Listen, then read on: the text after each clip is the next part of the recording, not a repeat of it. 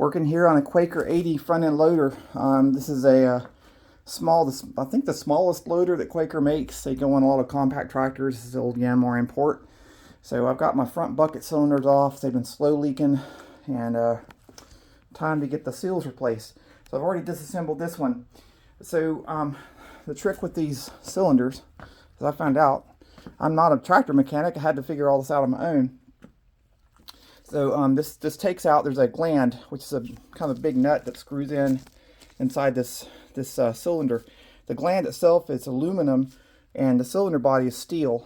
So over time, it doesn't take much time, a couple of 3 years, the chemical bond will occur between the steel and aluminum. It'll kind of just lock them together.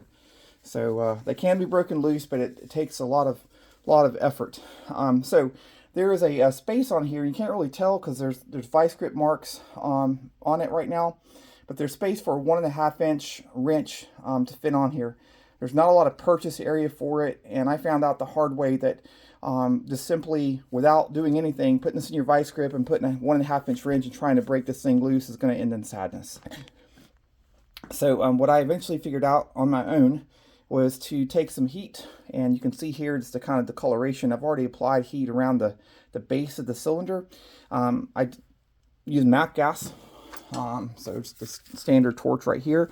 I just go around, and so I go around that cylinder, take about a minute or so, and I'm gradually turning the cylinder around, so I'm getting the entire cylinder surface area. So once that's done, you want to take a hammer, and don't be a hero, don't be a stupid head. When you're taking your hammer, just hold it in the air and lightly tap it around the cylinder a little bit. You don't want to hit it really hard so you put dents in there. You don't want to do that. So just a little tap to kind of help break that chemical bond loose. Okay, so that leads us to the final step of getting this thing loose. Unfortunately, we all frown on folks using vice grips for pretty much anything working on tractors or cars. But this is one situation where you kind of pretty much have to use vice grips. And the reason why is this gland does not have like holes you can put a tool in it. Your only way to get this thing off is to get purchased with a vice grip. And when you get your vice grip positioned on here, you got to use all the strength you can and adjust the vice grip.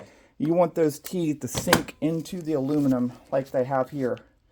See if I can show you there. You want those teeth to sink way down that aluminum, which means you have to get both your hands and really tighten down on that vice grip to get it locked in place. And then what I did is, once I had a really good purchase on that gland with the vice grip, I just used a dead blow and tapped the end of the vice grip a little bit, and that broke the chemical bond completely. So once it's broken loose, then it's a lot easier to spin out. Obviously, don't touch it with your hand. It's still hot. But that's how you get the gland out. Once the gland comes out, you're going to be left with a rod and set the cylinder aside for the time being. I recommend you clean your cylinder as best you can before you take it off. It makes working on this a little bit easier. And this is your gland. So whenever you put heat on something like this, you're automatically destroying all the seals. So there's multiple different seals at play here. There's a seal here on the outside. There's a collar seal right here, right on the inside here.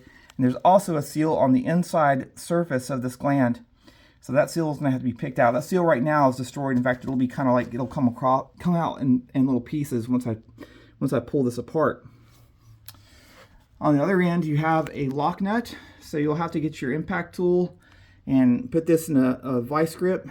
Put this in your bench vise, and take your impact tool and break that nut loose. I know the size of the nut. Yes, I do know the size. It is a 24 millimeter nut. I don't know what that is in standard. You can look it up.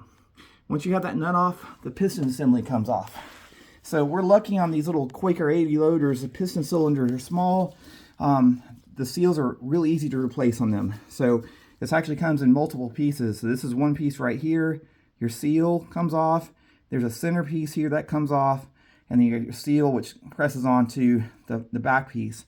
There's also a little, there's an O-ring that fits right here at the base of the nut.